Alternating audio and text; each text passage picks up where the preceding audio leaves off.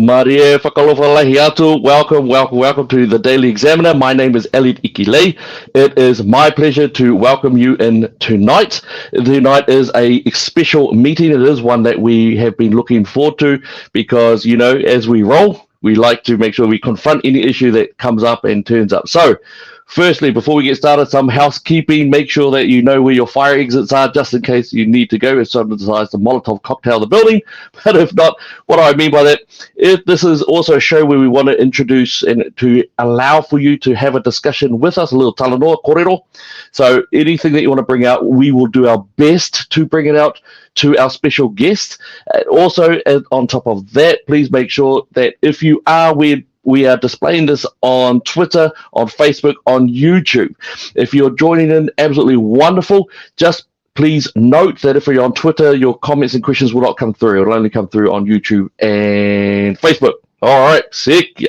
So, decided that some of the things that were going on were a bit rough, but raw, and you know, it reminded me also of when we had the Wellington protests, and then it all devolved on the last day, and there was a character there, the man in the blue jacket or something like that, and many people were saying, "Oh my gosh, he's a police officer, he's customs, whatever. So we actually tracked down and we made sure we confronted exactly that. We actually talked to the person involved. And so we got to the core of what was happening. Well, it's important that we have a discussion with those who are in messy times. And especially since I believe that this is yet again another. We were very late last time in 2020. We could have saved back. We could have brought New Zealand back from the edge. We did not. New Zealand fell over the edge. Now is the time to try to pull them back up.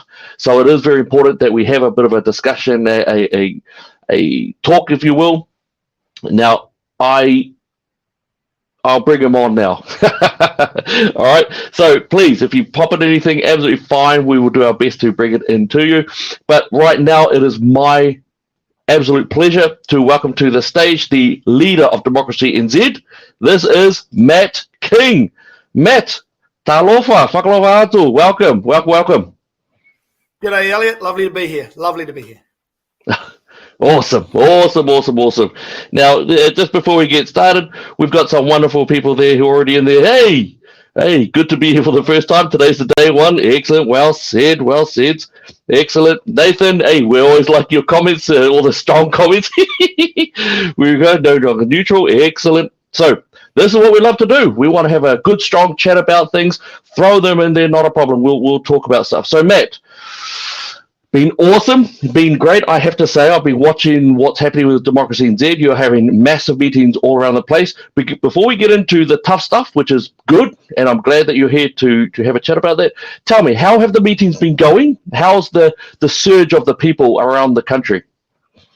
Look, it's been really incredible. I mean, every meeting we've had nearly a full house. I mean, even from little cafe meetings, 100 people in a little cafe, to over 200 people in Cosy clubs, bigger venues, 450 people in Christchurch at the Burnside High Auditorium, you know, 400, 350, 400 at Rangiora at the town halls. So we've been getting some good numbers. I think my smallest meeting has been about 45 at a cafe. Wow. Jesus, yeah, that's really excellent. Now, we're going to have a chat about some tough stuff, but then I also do want to have a talk about some more of your policies and what's been going on.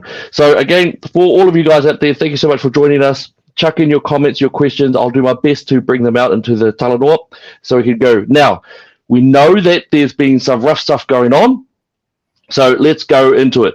Now, firstly, one of the biggest questions that we got from our listeners was the Bill of Rights. Has the Bill of Rights been erased from DemocracyNZ website? What's going on with it? Entrenched, not entrenched? What's going on? Okay, so our position on the Bill of Rights has not changed one bit. It's core to our party.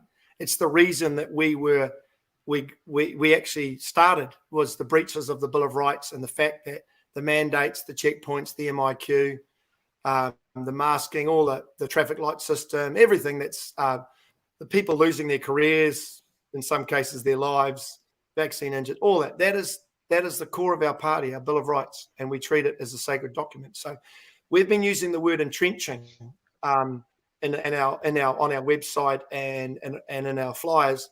But we took some legal advice, and the legal advice said entrenching doesn't mean what it means or what people think it means, because what we want is the Bill of Rights to be a sacred document that can't be breached.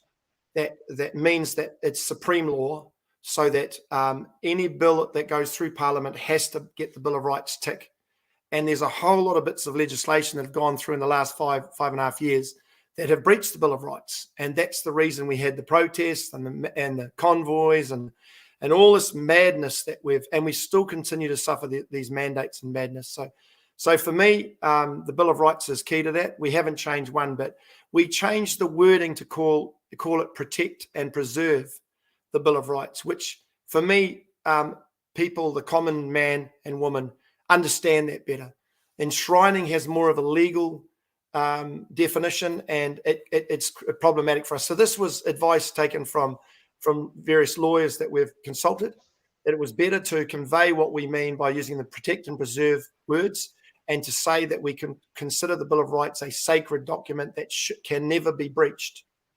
And so when we heard that a statement was made that we had flip-flopped, or we had changed the wording and therefore weren't honouring what we've been talking to everyone about, that's just a complete, it's misinformation, basically. It's not true.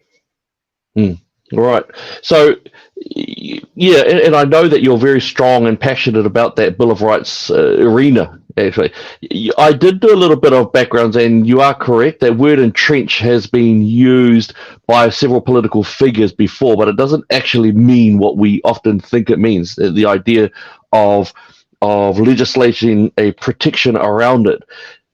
Just going on with that Bill of Rights, we've got the Bill of Rights now, how does that look? Would you, God willing, that you get into Parliament and you've got the ability to put in a bill? Is it a bill that you'd go to put it forward there, or would you fight every element that goes to attack or breach the Bill of Rights? Okay, so the legislation in the Bill of Rights has a clause in it that allows it to be overruled. It allows a government in circumstances to disregard the Bill of Rights. So the long-term aim would be, let's come up with a constitutional document that protects the Bill of Rights and makes it so that it's supreme law. That's the long-term goal. But in the short term, to get our country back on track, you just need politicians in the House that hold the balance of power, that say, you will not pass legislation that breaches it, and then review every bit of legislation passed in the past that has breached it, and either repeal that legislation or make significant amendments so that it doesn't breach the Bill of Rights. So, because at the moment, any legislation that goes through the House has to be, they do an assessment of it against the Bill of Rights, and then they do a report. So the Attorney General does a report to the Parliament that says, this bit of legislation breaches it or doesn't breaches it by seriously or minor breaches, whatever, and gives advice in a written report, and that's considered by the Parliament. And I believe that no legislation should pass through the House that in any way breaches the Bill of Rights. That's a really good foundational core value of our party. Yeah, well said. Well said. All right, now we might come around to some other elements about the Bill of Rights, but I like what I'm hearing there. Now let's get into the resignations. We do know that several of the the candidates of DemocracyNZ resigned. We do know that they put out a statement as well. I'm just going to bring up that statement here just for our viewers to have a look at. That's right there. And the statement does follow certain, there's a lot of writing in there. We know that a lot of our people have already read it, and they've read both themselves, and they've heard from yourself in that regard as well. Now, look, I'm giving you the floor here, Matt. Would love to hear from you just in terms of the guys themselves, the ex-candidates. What do you have to say about in terms of where they are, the statement that they've given out, anything of that nature? Okay, so for me, I have no criticism of the candidates that we had that have left us, and I wish them all the best. And I have no ill will for them, and they're all good people. They're good people, and they have skills, and they have experience in certain areas. And so we have no grudge with them, and I certainly don't want to be getting into a situation where we're tit for tat stuff. I don't want to do that. So what I can tell you about that we had to make a decision about one of the candidates. We had to deselect him, and as a result of us deselecting him, 4 other of his colleagues that were aligned with him decided to resign pretty much straight away. They then made this statement that they put out, which I do take issue with, because there's some things in that statement that are simply not correct. For example, one of the lines there is full transparency of the members of the board and leadership. So all our candidates know who all the board members are. They are in a candidate handbook that we give to them when they first join the party. Their names and their email addresses are readily available to the board members, to the candidates. And we have Zoom meetings regularly where board members attend. And I happen to know that all the candidates have been on Zoom calls in the last month or two where the full board were on that Zoom call. So the idea that they don't know who the board members are is actually incorrect. And the second thing I want to address there is leadership. So a statement was made that there is a shadow leader, and that's quite sinister, because to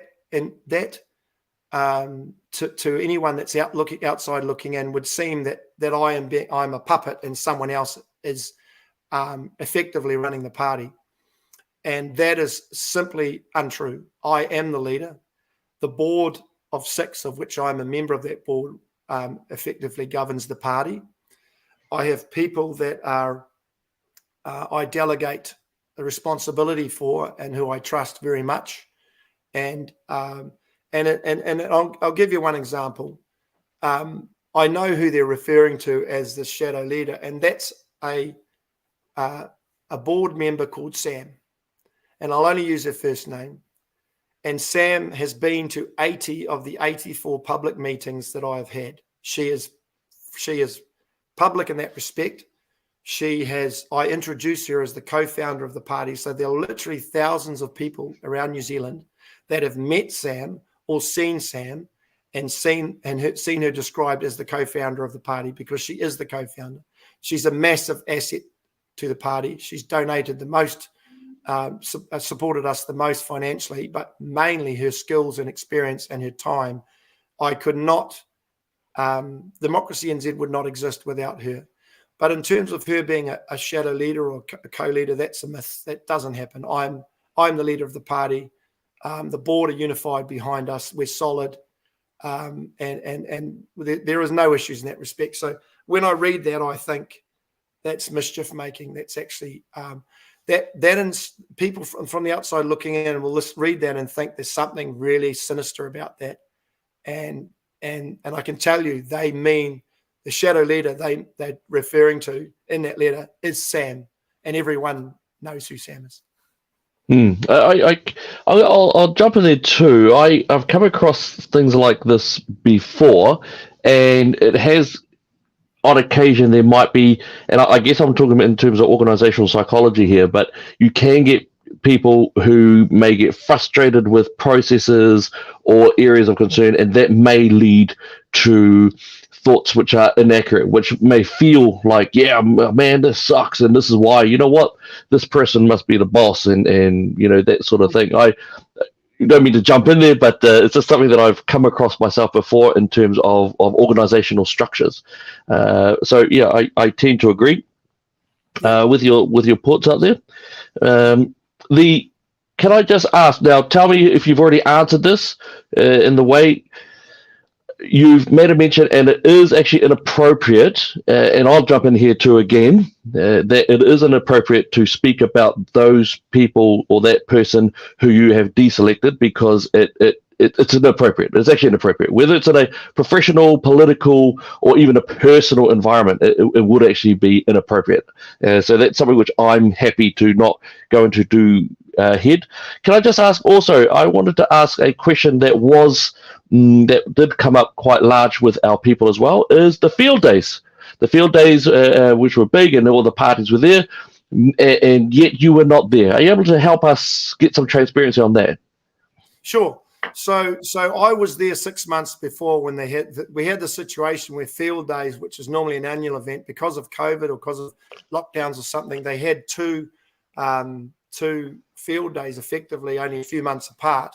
So we had a stand at field days in Mystery Creek for the 3 or 4 days that it runs. And I was there for every day on the stand, as was a whole team of us. This time round, I decided to have our candidates in branded gear mobile. And I was on the week that was happening, I was on a 7-day, 9-meeting tour around the North Island. And I was responding to numerous requests from supporters and others to come to the various towns. And so this has been planned for quite some time. And the reality is I only have limited time before I have to concentrate on Northland, because the strategy for winning out in Parliament is winning Northland. So I have to get these visits around the country out of the way so that I can get back to Northland and concentrate on winning that seat. Yep, fair enough. Fair enough. Now, I also do want to bring up, there was a discussion that was held this morning at RCR, Reality Check Radio, I think it is. The Sue Gray was noted to make a statement. Is there anything you can mention to us about that? What happened there? Yeah, so that was another really disturbing thing, because what we've got is people just hear one side of a story, like the vitriol that's come down on social media from people that have heard one side of the story, not bothered to hear our side of the story, or just jump to conclusions and the worst case scenario without us having the opportunity to rebut it. Now, I was on the road that whole week when all that was happening, and we were in and out of coverage, and quite frankly, I was exhausted. And you'll see in one of the first videos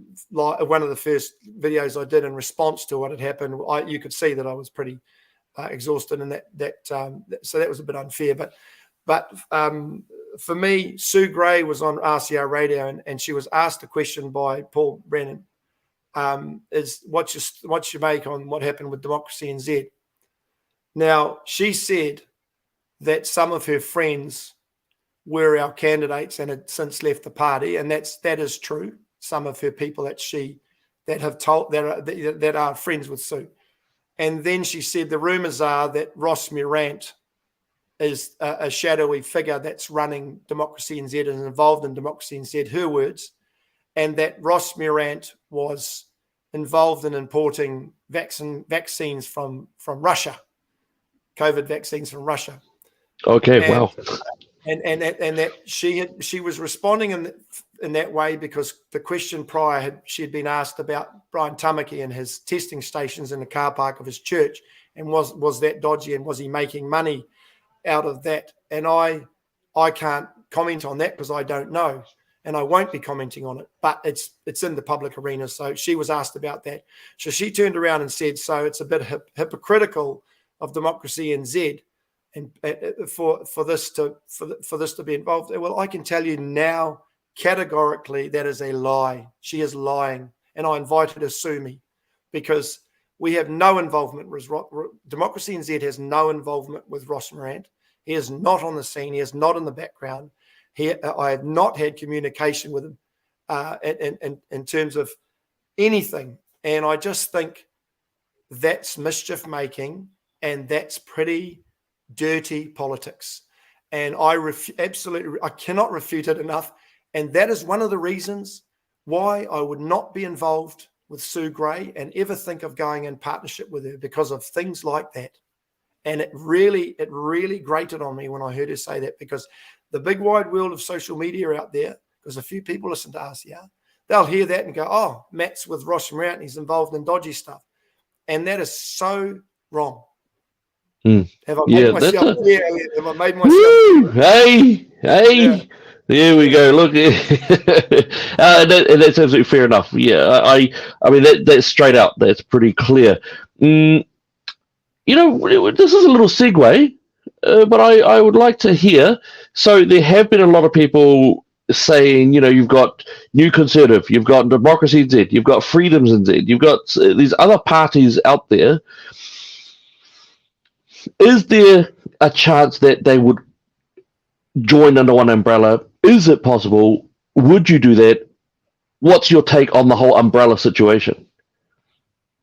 Look, I wish them well. I won't be joining up with any umbrella party. I believe that there's so many variables to take into account. I've spent 18 months building up the brand of DemocracyNZ. We have really good candidates. We've got another 3 or 4 to name. We've got 10 now. We had 15, obviously. We've got 10 now, but we've got another 3 or 4 to name or announce. And for me, I would have to bump one of those candidates down the list to accommodate the party leaders of those other umbrella parties, and I'm not prepared to do that. We have a good team. We have good policy. We're announcing policy in the next few weeks, and we've been working hard on it now for months now, of which the candidates have had good input. And I think people just need to work out who's the horse that's likely to get across the line, and support them. And we are the best. We have the best chance of winning a seat, and that is the key to getting into Parliament. Yeah, that's true. That's true. Now, just help me out here. If you do win your seat, how many percentage points? Is it 2%, and then you get other people in? How does that work? Okay, so the trigger points are 5% party vote or win a seat, and in 2017, David Seymour got 0.5% of the party vote around the country, so he got nothing, but he won his seat and he got into Parliament, and then he turned a one-man band into a, I don't know how many he got, eight MPs now, maybe 9, I'm not sure. 9, I think, yeah. Yep. So from one election to the next, he turned it around. So that's a pretty phenomenal success. The Maori Party had 1.2% of the party vote in 2020, and they won a seat. And because of that 1.2%, they got 2 MPs. So and so that they got in that way. So for us, the option, the best option, or the most viable option to get into Parliament for a minor party is to win a seat, and that's our focus. I mean, we're going for party vote around the country, and we will get good party vote around the country. I'm absolutely sure of that. But every 0.8% of party vote, it translates into an MP. No, fair enough. Fair enough. Just even on another little related but unrelated topic for today, This is actually a really good comment here from Wendy. What about using the 1688, the Bill of Rights 1688, to protect the people? Now, I'm not sure if you know that particular Bill of Rights. No, I don't. I've gone with the most recent one, and the most recent one, if there's a couple of amendments to it, will absolutely protect us. I mean, I'm not ruling out maybe using previous versions of it or previous legislation, but that if we had the Bill of Rights, if the government of this day had actually treated the Bill of Rights, the current one, with the respect that it deserves, we wouldn't have any of the chaos and suffering that we've had. We wouldn't, because the law would have been passed through. The Health Response Bill, which is still being extended out to, I think, 2024, that wouldn't pass. It wouldn't get through Parliament because it's got breaches of the Bill of Rights all through it. Yeah. No, well said. Wendy, yep. I love this Bill of Rights 1688. My favourite policy that I've ever been, the organisations that I've been a part of, is the bill that would have pushed forward the idea of a constitution based off the Bill of Rights 1688. Combined with the Magna Carta. I thought that was a powerful document to protect the people, protect the rights and responsibility of individual and family. So no, I think that was actually really, really good. If there was some sort of in the future, so some work done in that area where they came up and bought all those different areas and came together and had a legal team and a lot of work and came up with some sort of constitutional document that actually could hold water and could protect us as Kiwis against government, so against the government, this is our rulers, then I'm all for it. And I think you get 98% of Kiwis voting for it as well. Yep. No, well said. Well said. Oh well, let me bend your ear, eh? Hey, I love it what we've got here. Now, just we're going through some of the areas here. You've brought up the idea of a constitution, actually. So, can you tell me that currently we've got a call for a constitution. We've got co-governance. I'm just going to throw you some parts in there. Can you tell us what's up with co-governance? Are you good with it, or are you a racist? Are you a racist bigot? And then you don't. I'm opposed to co-governance because I believe if you have co-governance, you have no democracy. I'm a believer in one person, one vote, and everyone democratically elected. So co-governance to me is scary. Co-governance as presented by the current government is scary stuff, and I'm opposed to it. Yep. No. Well said. Well said. And of course, we've got. So I'm an Aucklander, I'm South Aucklander. We had yesterday an axe attack in 3 different restaurants. Someone has been slashing and smashing people over the head and the arms. I believe today we had another daylight ram raid on. I think it was a Michael Hill jeweler or a jewelry store in it. So, what are your thoughts anyway in terms of crime and how would you guys deal with that? Look, I think crime's out of control. I think that we've got increased lawlessness. I think that the government have lost control of the streets. I think that our police have been hamstrung because they're grossly under-resourced for the level of crime that they're having to face.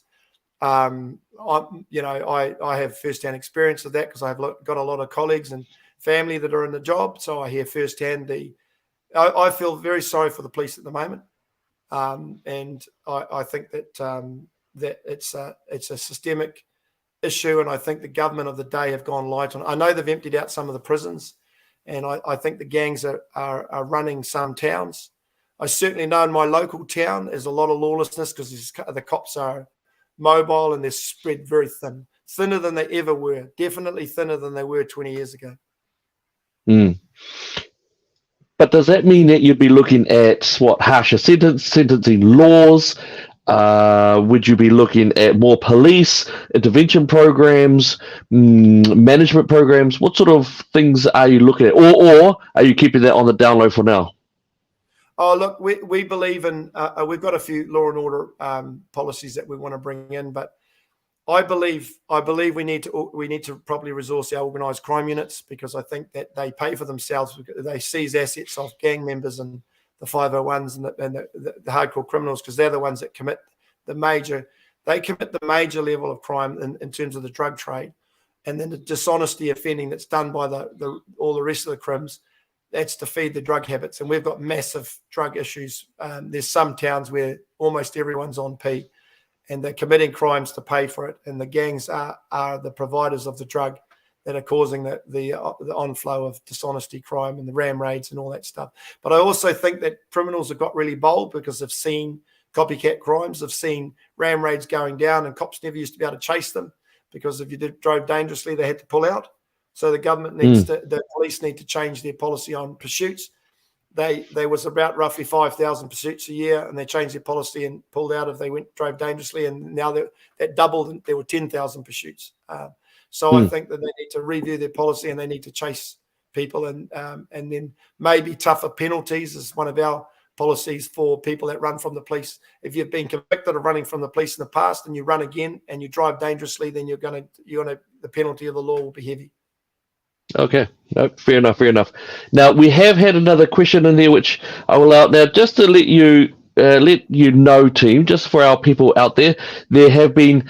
I want to bring in questions, but there are a couple of questions now. I've made this decision because there are a couple of questions, as someone who's gone through this sort of thing before, where they're actually inappropriate.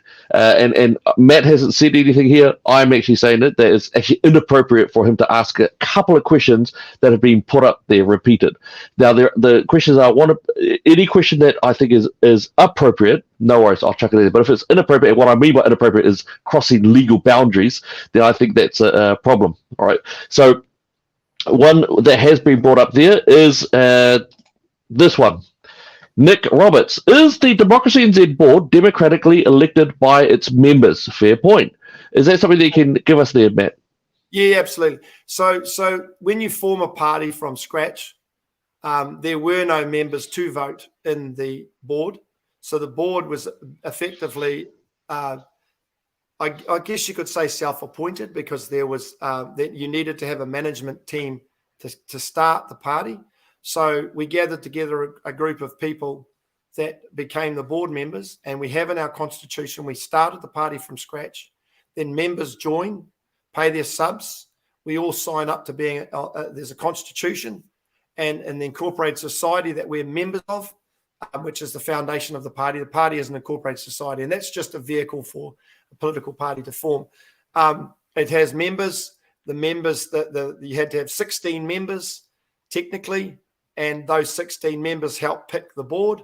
And then the board, we had a 2-year initial period for the board to run without an election, which takes us to next year. So after this year's election, and at the AGM, I think March, April next year, there will be elections, and board members will be recycled, or they will resit or run for re-election, or stand down and be others people come in, and that's all stock standard stuff. That's all. That's there's nothing unusual or anything untoward about that. Yep, no, fair enough. Melanie's coming there with a good question there. Has the party got a deputy leader? No, the board will appoint a deputy leader. I think when we come to the point where we name our list, there will be number 2 on the list will be the deputy. That's to be picked by the board, of which I'm a member, and that's coming up in the next couple of months. Yeah. Right, yeah, that's right, of course, because you've got a set of dates of which you need to submit certain elements of your board and key memberships. Fair enough. No, that's good. Now, Andrew has popped in a great question here as well, and it's fair. What is your plan? What is your plan to win Northland? Okay, so I want to explain the difference with Northland over a lot of other electorates. So most electorates are a red-blue horse race, and when the red team comes in, the blue team loses, and this other way around. That's pretty much around the country. That's the norm. In Northland, we have a unique situation because we actually have 4 either sitting MPs or ex-MPs running as candidates. So we've got an ACT candidate who's a list MP who really doesn't have a chance of winning the seat, but he's doing a great job, and he will get more vote because I think that ACT have lifted their game a bit. We've got a Labour candidate who, in my view, has been missing in action, and she got twice the vote in 2020 that the electorate's ever got in the history of the electorate. So I think that vote will return to a more normal situation. We've got a brand new national candidate that's largely unknown, and then we have Shane Jones running there as well. So that's Shane Jones is the one, right?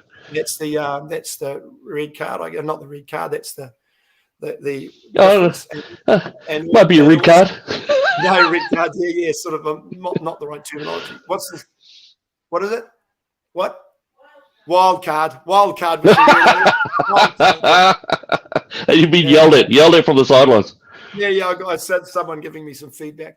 And then there's obviously myself and the ex-MP that I did one term. I like to think that I did a reasonable job because I worked my backside off. I had some good staff and we got some good wins. So we're pushing the motorway north. The motorway that got opened between Puhoi and Warkworth is a massive bit of infrastructure, and we would be pushing to continue building that road all the way to Whangarei and start at both ends. That would be a massive win for Northland because in Northland, we need people and services, and we need transport links because we've got a feral, way not fit for purpose road leading us to Northland. And every time there's a decent rainfall, we have slips, and it's not acceptable because Northland's a growing region. Which road is that one? Well, the expressway from Puhoi, the Puhoi tunnel through to Warkworth has just been opened, and it's a 18-kilometre stretch of the most beautifully engineered road probably in the country. And we need to build a 4-lane highway all the way to Whangarei, because once that road is built, Northland will go gangbusters. Never mind building museums and monuments and, that sort of stuff. Let's build that transport infrastructure and get Northland going. No, fair enough. You nearly said Wellsford there, which is, of course, a little township. You nearly said Wellsford there, which is, of course, a little township between Auckland and Whangarei. And I just want to put out there a bit of a shout out to, because Wellsford is the best place to buy biltong. I just want to put it out there. Yeah, well, best place to buy biltong.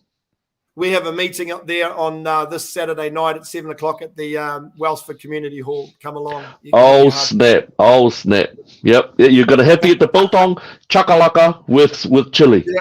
All right. I know the one. I know that South Africans run it, don't they? Yeah. Oh, gosh, yeah. No, definitely good one. Now we've got another one. Now this is fair, and I would like to. It's a fair question. Here we've got Vlad. Vlad has asked, have any board members resigned? Yes, of course. We've had one resignation. Very interesting that he should ask that. Yep. Okay, cool. Yeah, see. What I do like, I have to say, is that you're answering questions. And I want to say in that situation, and we won't go into that detail, but that board member was also not public facing.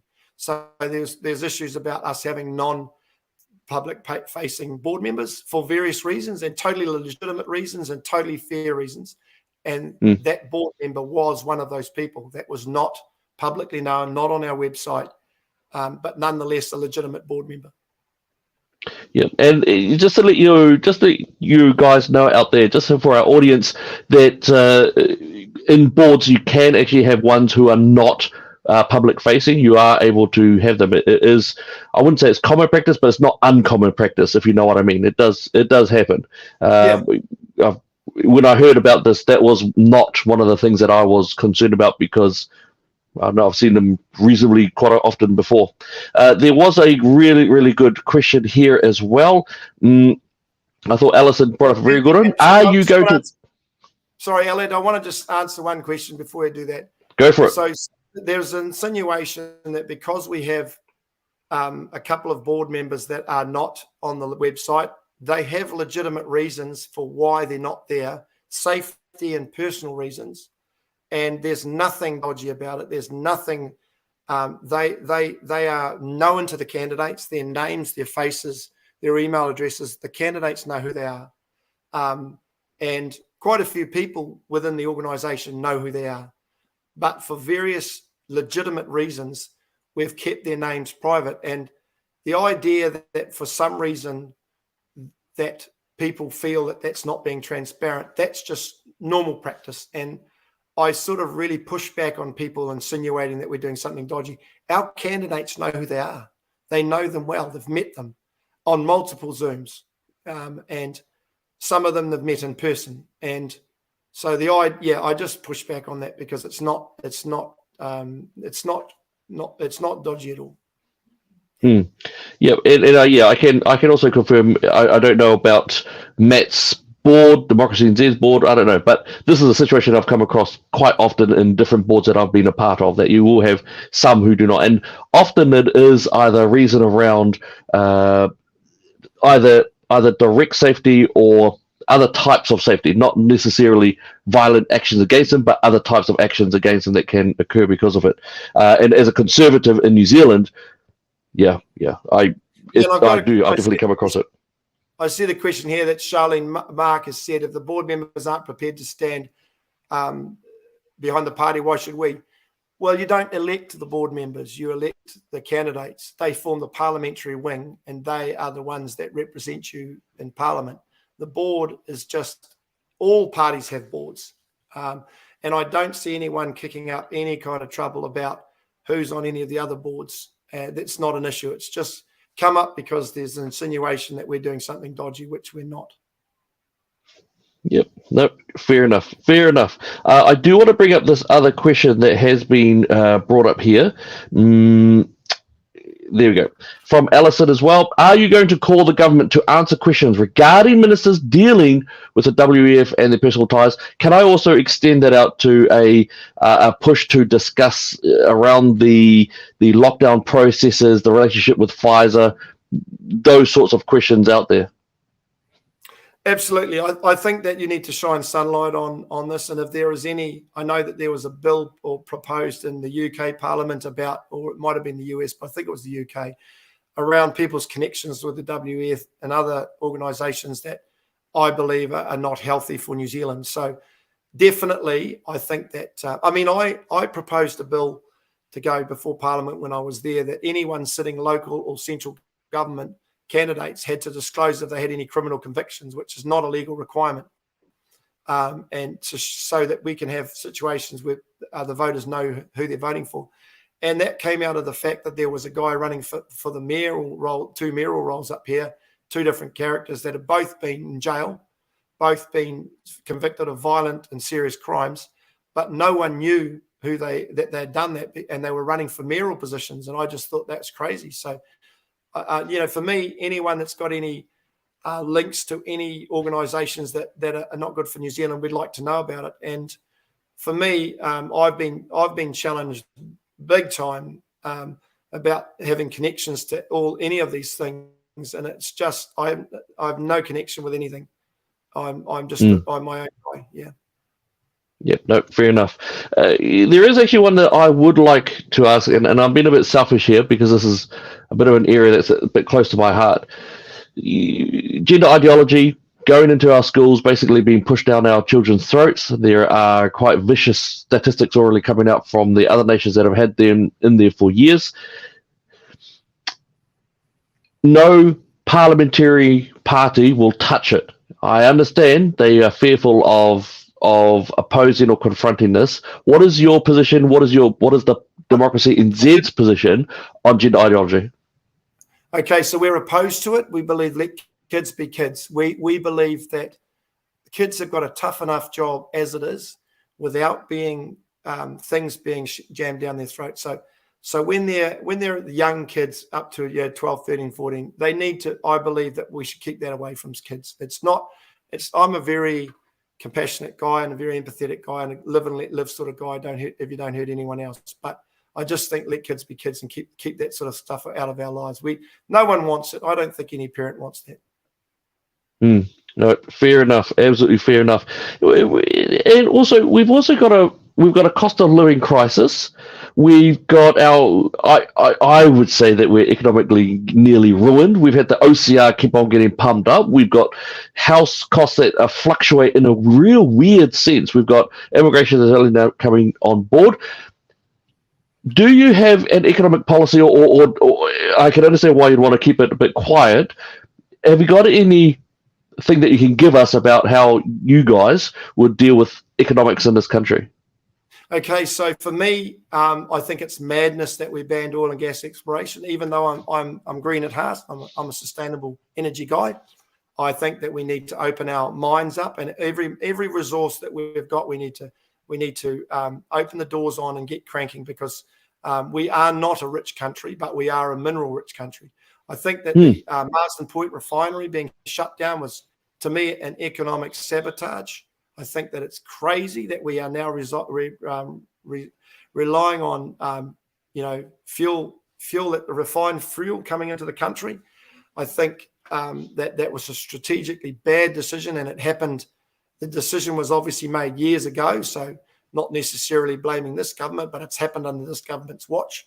And I think that we should have done everything in our power to stop that. I also believe that Kiwis are really good at developing and growing and producing, and we need to get out of their lives. So a lot less regulation in our lives. So if you bring in a law in this country, you should have to get rid of 2. And if you're in the primary industries, I think that they're just being absolutely hamstrung by legislation and rules and regulations that are just smothering out the entrepreneurship or the productive sector. And I think it's crazy. So that's just a no-brainer. I mean, if you're kind to small business, which is the bulk of our businesses in New Zealand, our economy will flourish. Start paying our bills, stop wasting money, stop borrowing, just run our country like a business and which looks after its people. And I still remember Deborah Russell during, I believe it was one of the lockdowns, basically saying that it was small business' fault that they were having struggles through the lockdowns, showing an absolute miserable understanding of anything about small businesses, fighting hard for that struggle. I found it disgusting. Now, just a few more. Carry on. I was going to say, I feel for businesses. I've run several myself. And when the lockdowns happen, I know someone that just bought a motel and the lockdown happened and tourists stopped coming.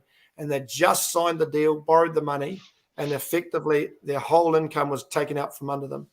And I think that was just so much unnecessary suffering for people. What we should have done is protect our most vulnerable people and let the rest of the economy carry on as normal and let people make their own mind up about the risks. And hindsight's a beautiful thing, but I think very early on we realized that there was something not quite right with what was being imposed on us. And I think common sense dictates that. And I saw all these people walk into cafes with masks on, sit down and eat their meal, take the mask off. And I thought, oh, isn't that funny that, why are we walking one way down an aisle and people stacked up behind each other 100 deep, but it was madness. To me, it was madness. I got in trouble because I went to a restaurant with my family. This was before masking, but there was still spacing. And the guy that came and served all the meals at our table, so the main waiter, he served all 6 of us meals and was touching us as he handed the plates through on the table. And at the end of that meal, and he was a lovely guy, it was in Pai here, and it's called the Greens Restaurant. Oh, yeah, I know. Yeah, lovely place. And at the end of the meal, because I was an NP and he knew me, we lined up for a photo because I like to promote business. I like to put posts up saying, hey, I had a lovely meal at the Greens Restaurant in Pai here.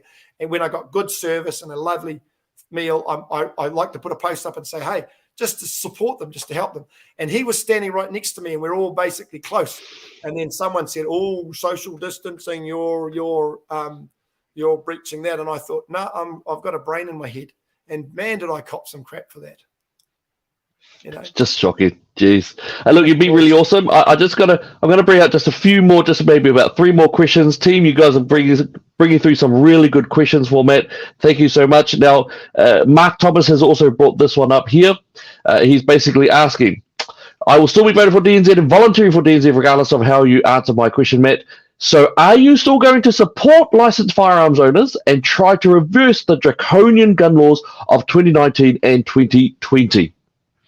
Okay, Mark, I've had 84 meetings around the country, and at every meeting I have said that we will absolutely support the review and reversal of the draconian gun laws, because I'm a gun loaner myself, and it was a knee-jerk reaction to a massacre that was really sad day in our history. None of the submissions, the ones that could have really made good law, were used. Everyone was reacting. The MPs in the select committee were reacting to what was a horrible massacre and in my view, created bad law. And I think that's one of the things we should do in the first 100 days. Take the 20,000 submissions that were made and create some good law. Because the last time I looked, gang members don't refer to the firearms law before they put their sawn-off shotty in the car and head off to go and do a crime. Yep, absolutely right. Absolutely right.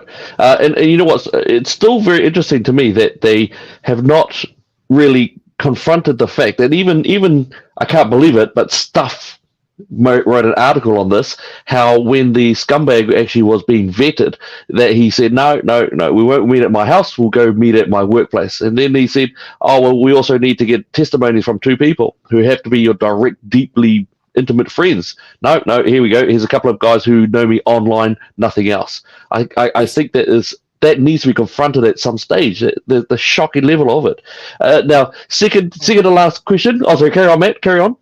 No, I agree with you. I think if the process that actually was in place was actually used and done properly, he wouldn't have got that license. And I mean, who knows how he would have gone about it, but it would certainly made it harder for him to get the weapons he had. Yeah, no, fair enough. Now, here's another. This is a good question from Melanie. Yes, I know this is a question that you've answered before. I'd love for you to answer just for those of us who are also communicating in that abortion. Should abortion be taxpayer funded? Would you review the horrific new abortion law, Matt? Look, abortion is such a controversial topic, Elliot. And as a party, we don't have a position on abortion or euthanasia. We have individual conscience votes. So the individual candidate can vote with their conscience. I think that's the fairest way to go. I am pro-choice in terms of abortion, but I voted against the law that they passed most recently because I thought that it was actually a really bad law compared. I voted for the initial stages to see whether they could amend it into something that was more palatable and more reasonable, and I voted against it on the last vote, which is the crucial one, which decides whether it becomes law. And I just felt that the law was actually just too extreme for me. But I can say I'm fundamentally supportive of women being able to get abortions when they desperately need it. So I voted against that new law, but I'm not against abortion itself. But I don't think. I guess if there was a groundswell of a huge petition of people wanting to have the law reviewed, then I wouldn't be opposed to that being up for review. But it's not something that I would actually consider a topic that I'd really want to go there with. It's just one of those things. I'm being very. No, and you've always been very straight with that, and I do appreciate that. I have to say, you're a lot more closer to those of us who are pro-life than Christopher Luxon, which is extraordinary. We've seen him say that he's pro-life, yet at the same time he seems desperate to proclaim he's not going to touch it, anything. Where you're saying that, hey, if there is a support from the public to at least look at what is actually a shocking extreme law now, then you'll do it. I mean, as many of our audience out there, just let you know, of course, that New Zealand has the most extreme abortion bill in the Western world. No other Western nation has a more extreme abortion bill than us. Under the law, you're not a person in New Zealand. They changed this in the Crimes Act. You're no longer a person until you are now fully out of the womb with the only possible connection through umbilical cord, which means that if you find an abortionist who wants to do a partial birth abortion, so be it. And I have seen one of those. I don't really want to go into that, but I get a little bit teary. But that's fine, absolutely fine. Let's have a look for another last question.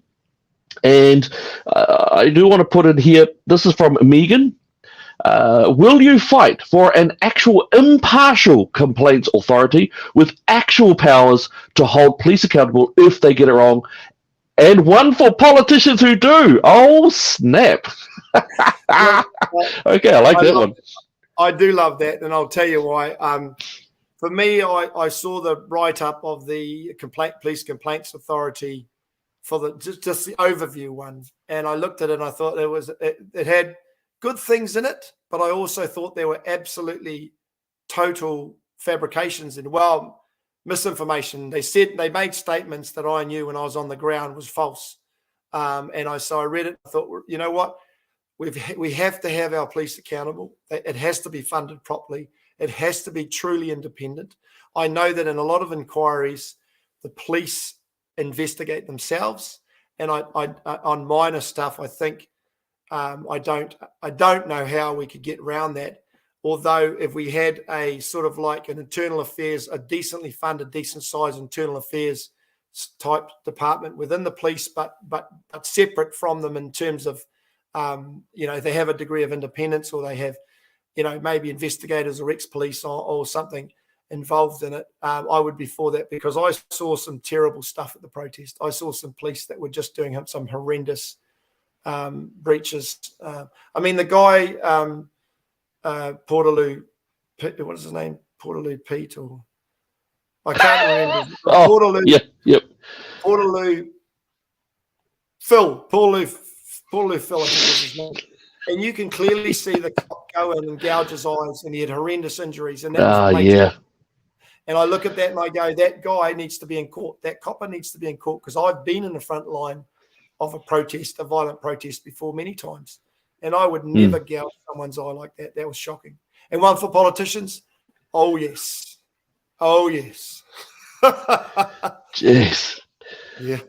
They really do. They use parliamentary privilege quite a lot. I do notice. It's when I think about Marama Davidson over last week. Marama Davidson, and I've seen, for example, the Te Pāti Māori be kicked out for utterly racist things, just things that far out. Like it's nearly to Malema, to Joseph Malema sort of status. It's just quite shocking. Now, I said that there would only be 3 questions, but this one's kind of nice. I'm really curious about your take on this one. All right, Ivet Tufunga has put up this little question here. What are 3 things that define a great leader, and do you possess these traits? Now, of course, the second one's going to be, or I think you should give it a go anyway.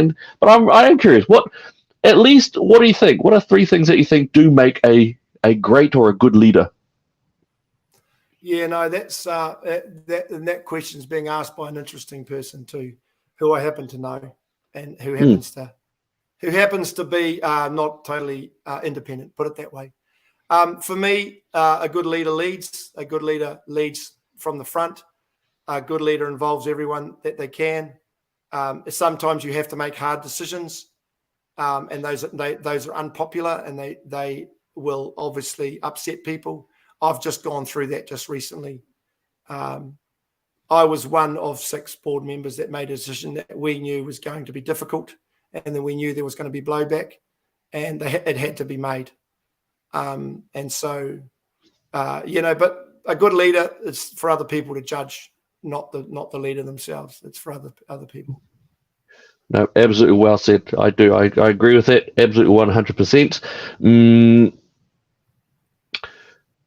There was, but I think I would actually say that. Look, Susie's been one of the last ones to make a comment here. Thank you for staying with us for Kiwis at the mandate protest. Matt King, you walk the talk, you're a man with mana. Can I just say to us out there, and I know that for some of us out there, some of us will be still, but I would say that you've answered the questions pretty straight on. I have stopped a couple of the questions simply because I know very well it's inappropriate / illegal or crossing legal boundaries to ask. But I got to give it up to you there, Matt. I asked you questions. You knew some of them were already coming. I've also asked questions from our people out there. Some of them have been quite tough, and yet you've answered it straight up. So I give you props for that. Can you just leave us just with maybe just a last minute or couple of minutes where tell us about the party. Why should people be voting for you? It's a freedom community are really strong about this as well. Can you give us a little bit there? Hey, well, I'll tell you what, Elliot, I think you're a good leader. That's pretty obvious to me. I've seen you do some great work, and you're an honest man, and you're a straight up man, and you wear your heart on your sleeve, and you fight the good fight. So I think you're a good leader, and you don't have to tell me that because I'm telling you are. Now I'll say in terms of what's ahead of us now. Okay, there was talk around the fact that we're imploding. We're not imploding. Tomorrow night we have a Facebook Live at 7:00 on my Facebook, where I invite everyone to come in and ask questions. Very similar stuff. They want to find all about what's going on and ask us all similar questions to what you have.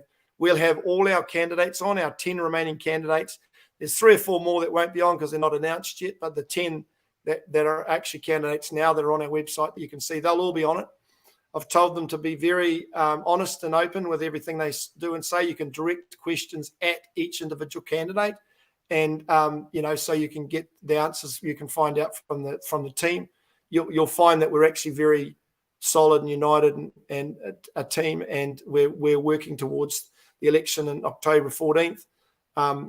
This is a glitch. It's a negative, but we're going to rise above it, and we're going to end on a high with a success at the election day. And I'd love you to be there, Elliot, when we're doing it. You have an invitation. I'll buy you a drink, mate. Jeez. I'll buy you a drink.